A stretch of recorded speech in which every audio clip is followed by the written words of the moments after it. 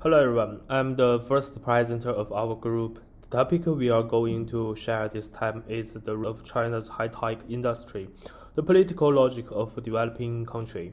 Firstly, China has rapidly emerged as a significant force in the global high-tech sector in the past decade. For instance, it has achieved remarkable accomplishments in areas such as artificial intelligence and 5G. However, these achievements were not formed by the market, they were the result of the country's conscious and strategic promotion. As a developmental country, China has always emphasized the leading role of the government in economic development. This model is different from a free market economy as it places great emphasis on guiding industry development through planning, policies, and resource integration. The article points out that the Chinese government systematically promotes technological innovation through various means such as science and technology policies, regulatory measures, and financial investment. This is not merely about economic goals, it is also a political logic.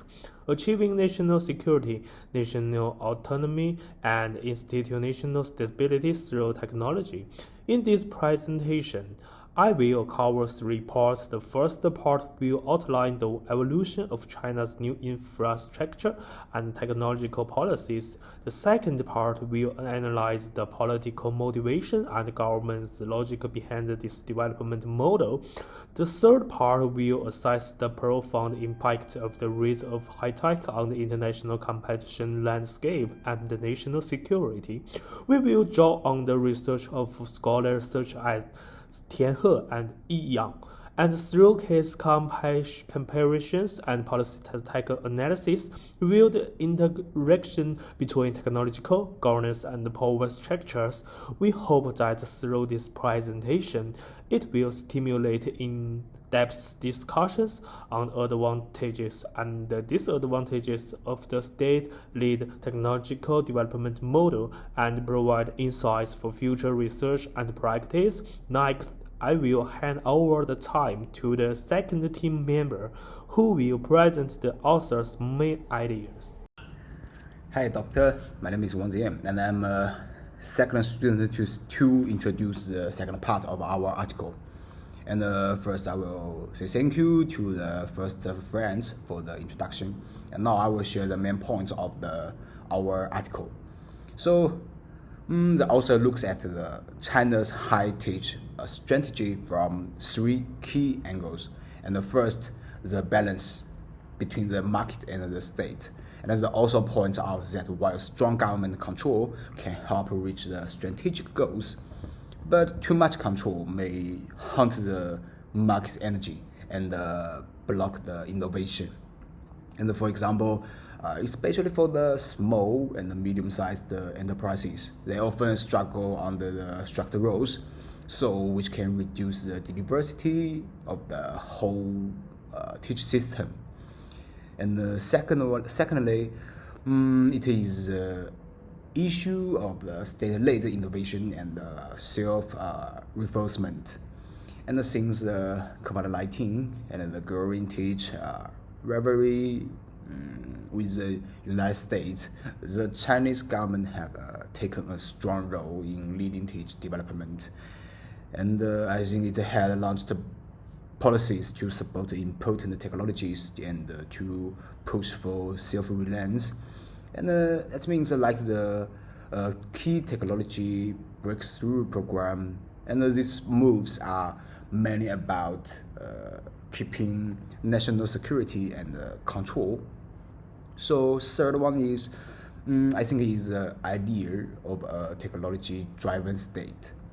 And the author proposes that digital technology is not only used to drive the economy, but also to enhance the state governance. So, for example, the new infrastructure policy is a case in point, and it not only develops 5G and AI, and but also strengthen digital governance and social control. And on the one hand, this approach enhances the state's capabilities, but on the other hand, it also depends the control over the society.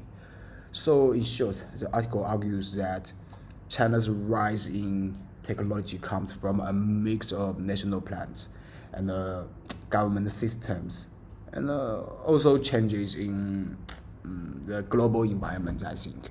So now it's all of my part, and now I will hand it over to the third friend for further thoughts and summary.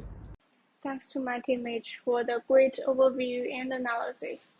And now I'd like to share our group's critical reflections on the two articles, and then make a short conclusion.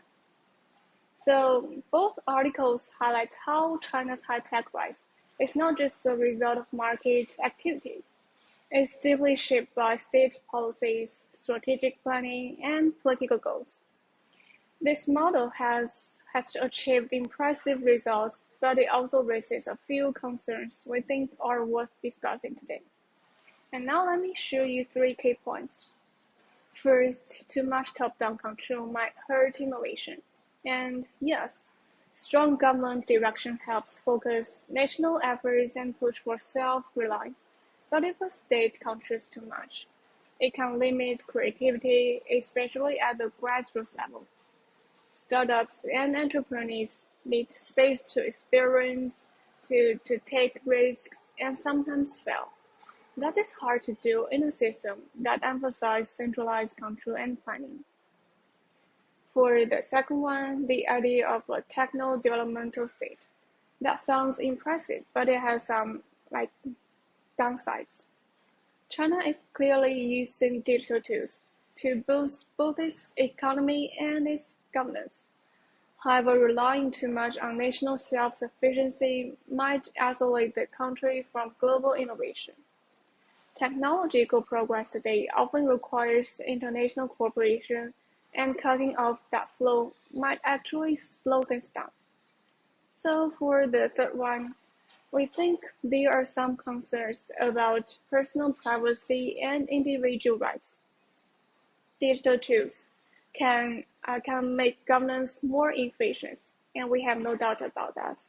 But they also allow the state to gather more data and tighten control over society. The articles mention this shift, but they don't explore enough what it means for personal freedom, privacy, or public accountability. And in the long term, that is a serious issue, we think like that. So now in conclusion, both articles give us deeper understanding of how China is approaching high-tech development, not just as an economic goal, but as a political strategy. They show that China is not following a Western or free market path. Instead, it's building a model where the state leads innovation, sets the priorities, and uses digital tools to manage society more effectively. This approach has helped China rise quickly in key areas like AI, 5G, and something else. But at the same time, we should recognize the risk. Too much central control could limit flexibility and slow down bottom-up innovation. Self-reliance might lead to global isolation. But while digital governance improves efficiency, it can also put civil liberties at risk. So the real challenge for China and maybe for some other countries is how to drive innovation, stay global competitive, and still protect openness, creativity, and freedom. That is a bigger question we are left thinking about. And thank you for your attention. That is all of our presentation.